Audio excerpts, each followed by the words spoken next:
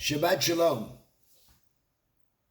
You know, we all talk about Judaism as having evolved from biblical times. But really, within the Torah, there's evolution. The book of Genesis is a story about our clan, our family. Abraham, Sarah, and sons. Isaac, Rebekah, and sons. Jacob, Rachel, Leah, and sons. And finally, Joseph and his brothers, the last of the story. We move to the book of Exodus, and that expands us from a clan to a people. The Exodus creates the Israelites, people from Egypt joining our clan as we move to Mount Sinai. There we receive the commandments, a guide teaching us right from wrong. This is truly the beginning of a religion. In the book of Exodus, we find a new way to communicate with God through burnt offerings, unique to Judaism, or I should say to the Israelites. We get more information about the commandments and how our community and our individual need to interact. It's not just for us as people, but for us as people and a community. Now we're in the book of Numbers, heading towards the promised land. Moshe is not the leader anymore Moshe is the leader, but he will not be allowed in the promised land. We start shedding our numbers as slaves, and we all are free people by the time we reach the promised land. We start to understand how the religion needs to evolve to this new type of people.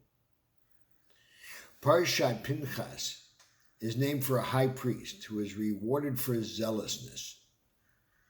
But if you look further in the Torah, we don't see Pinhas any longer. To me, that's an indicator that we need to move away from this zealousness that Pinhas had.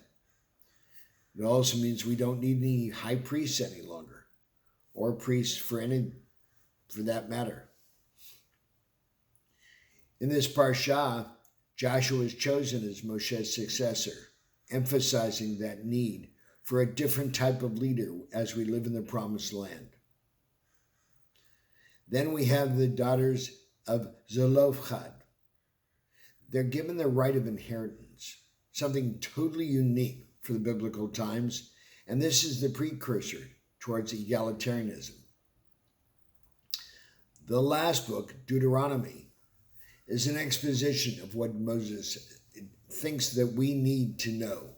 He expects us to understand. And in doing so, he creates something very special. The Shema, the watchword of our service. Listen, people Israel. Adonai is our God. Adonai is one, unique, alone. And God has chosen us to be God's partner. Of course, after the Torah, there are even more changes. We become an agrarian society, we become an urban society, and we lose the temple as the means to communicate with God.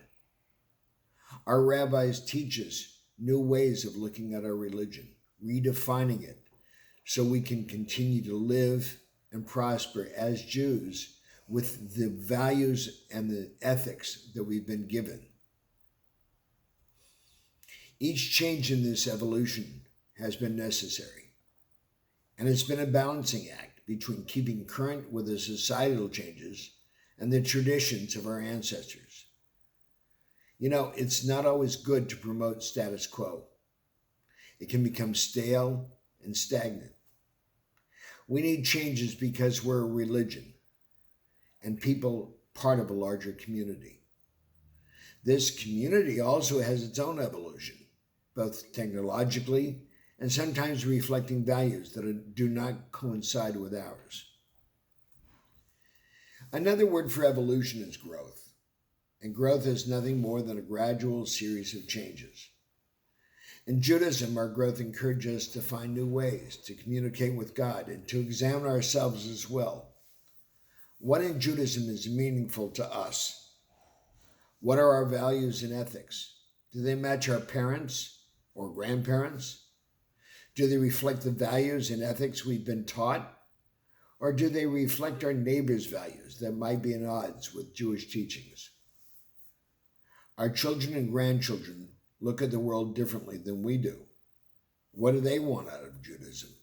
What are their values? What are their ethics? They may be different than yours. Are you able to discuss these differences and learn from them?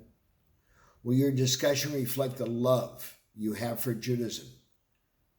And have you passed that love along to the next generations? Judaism will continue to evolve as the world changes, as a religion, culture, and peoplehood. If we're to meaningfully participate in our world's changes, we have to bring Judaism to the discussion, teaching others what's meaningful to us. May our children, grandchildren, and great-grandchildren continue to love their Judaism as much as we love ours. Shabbat Shalom.